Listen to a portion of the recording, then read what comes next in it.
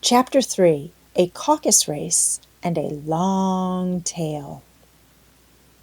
They were indeed a queer-looking party that assembled on the bank, the birds with draggled feathers, the animals with their fur clinging close to them, and all dripping wet, cross, and uncomfortable. The first question, of course, was how to get dry again. They had a consultation about this, and after a few minutes it seemed quite natural to Alice to find herself talking familiarly with them, as if she had known them all her life. Indeed, she had quite a long argument with the Lory, who at last turned sulky and would only say, "I am older than you, and must know better." And this Alice would not allow without knowing how old it was, and as the Lory positively refused to tell its age, there was no more to be said. At last the Mouse, who seemed to be a person of authority among them, called out, "Sit down, all of you, and listen to me. I'll soon make you dry enough." They all sat down at once in a large ring, with a mouse in the middle. Alice kept her eyes anxiously fixed on it, for she felt sure she would catch a bad cold if she did not get dry very soon.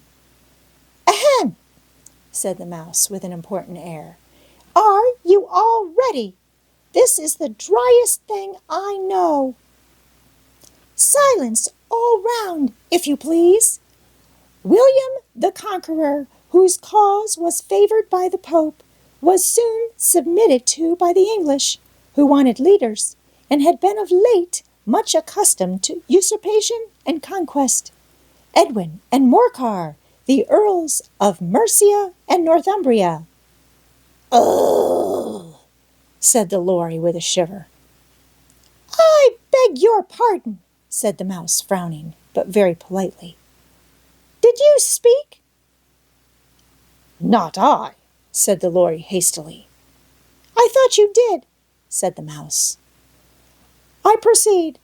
Edwin and Morcar, the Earls of Mercia and Northumbria, declared for him, and even Stigand, the patriotic Archbishop of Canterbury, found it advisable." "Found what?" said the Duck. "Found it," the Mouse replied, rather crossly. "Of course you know what it means."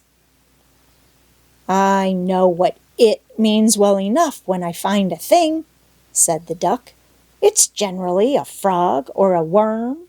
The question is, what did the Archbishop find?" The Mouse did not notice this question, but hurriedly went on. "Found it advisable to go with Edgar Atheling to meet William and offer him the crown. William's conduct at first was moderate, but the insolence of his Normans— How are you getting on now, my dear?" it continued, turning to Alice as it spoke. "As wet as ever," said Alice in a melancholy tone. "It doesn't seem to dry me at all." "In that case," said the Dodo solemnly, rising to its feet, "I move that the meeting adjourn for the immediate adoption of more energetic remedies." "Speak English," said the Eaglet. "I don't know the meaning of half those long words, and what's more, I don't believe you do either." And the Eaglet bent down its head to hide a smile. Some of the other birds tittered audibly. "What I was going to say," said the Dodo in an offended tone, "was that the best thing to get us dry would be a caucus-race." "What is a caucus-race?" said Alice. Not that she wanted much to know, but the Dodo had paused as if it thought that somebody ought to speak, and no one else seemed inclined to say anything. "Why," said the Dodo, "the best way to explain it is to do it. And as you might like to try the thing yourself some winter day, I will tell you how the Dodo managed it. First, it marked out a race course in a sort of circle. The exact shape doesn't matter, it said. And then all the party were placed along the course, here and there. There was no 1, 2, 3, and away. But they began running when they liked and left off when they liked, and so that it was not easy to know when the race was over. However, when they had been running half an hour or so and were quite dry again, the dodo suddenly called out, "The race is over!" And they all crowded round it, panting and asking, "But who has won?" This question the dodo could not answer without a great deal of thought, and it sat for a long time with one finger pressed upon its forehead, the position in which you usually see Shakespeare in the pictures of him, while the rest waited in silence. At last the dodo said, "Everybody has won, and all must have prizes." "But who is to give the prizes?" quite a chorus of voices asked. "Why, she, of course," said the dodo, pointing to Alice with one finger, and the whole party at once crowded round her, calling out in a confused way, "Prizes! Prizes!" Alice had no idea what to do, and in despair she put her hand in her pocket and pulled out a box of comfits. Luckily the salt water had not got into it, and handed them round as prizes. There was exactly one apiece, all round. "But she must have a prize herself, you know," said the mouse. "Of course," the dodo replied very gravely. "What else have you got in your pocket?" he went on, turning to Alice. "Only a thimble," said Alice sadly. "Hand it over here," said the dodo. Then they all crowded round her once more, while the dodo solemnly presented the thimble, saying, "We beg your acceptance of this elegant thimble." And when it had finished this short speech, they all cheered. Alice thought the whole thing very absurd, but they all looked so grave that she did not dare to laugh, and as she could not think of anything to say, she simply bowed, and took the thimble, looking as solemn as she could. The next thing was to eat the comfits. This caused some noise and confusion, as the large birds complained that they could not taste theirs, and the small ones choked and had to be patted on the back. However, it was over at last, and they sat down again in a ring, and begged the mouse to tell them something more.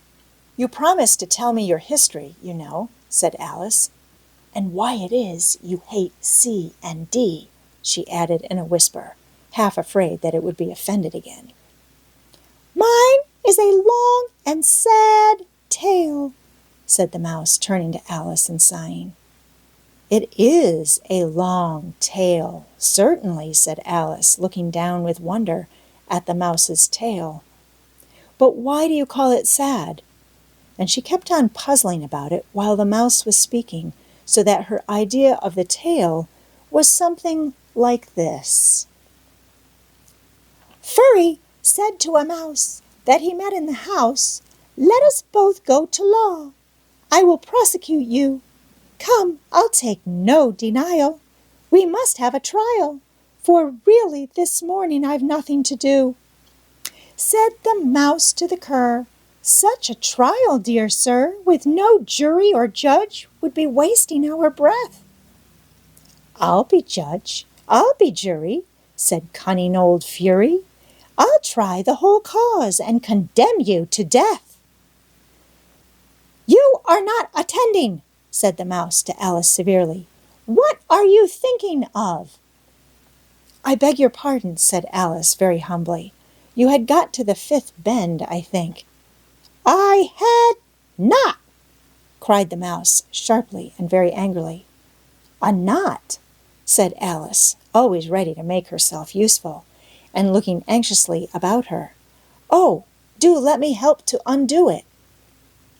'I shall do nothing of the sort,' said the mouse, getting up and walking away. 'You insult me by talking such nonsense.' 'I didn't mean it,' pleaded poor Alice, 'but you're so easily offended, you know.' The mouse only growled in reply. 'Please come back and finish your story,' Alice called after it, and the others all joined in chorus. 'Yes, please do.' But the mouse only shook its head impatiently and walked a little quicker. What a pity it wouldn't stay, sighed the Lory as soon as it was quite out of sight, and an old crab took the opportunity of saying to her daughter, my dear, let this be a lesson to you never to lose your temper. Hold your tongue, Ma, said the young crab a little snappishly. You're enough to try the patience of an oyster. I wish I had our Dinah here, I know I do, said Alice aloud, addressing nobody in particular. She'd soon fetch it back. And who is Dinah, if I might venture to ask the question? Said the Lory. Alice replied eagerly, for she was always ready to talk about her pet. Dinah's our cat, and she's such a capital one for catching mice, you can't think. And oh, I wish you could see her after the birds. Why, she'll eat a little bird as soon as look at it. This speech caused a remarkable sensation among the party. Some of the birds hurried off at once. One old magpie began wrapping itself up very carefully, remarking, I really must be getting home. The night air doesn't suit my throat. And a canary called out in a trembling voice to its children, Come away, my dears. It's high time you were all in bed. On various pretexts, they all moved off, and Alice was soon left alone. I wish I hadn't mentioned Dinah, she said to herself in a melancholy tone. Nobody seems to like her down here, and I'm sure she's the best cat in the world.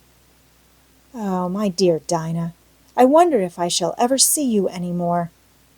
And here poor Alice began to cry again, for she felt very lonely and low-spirited.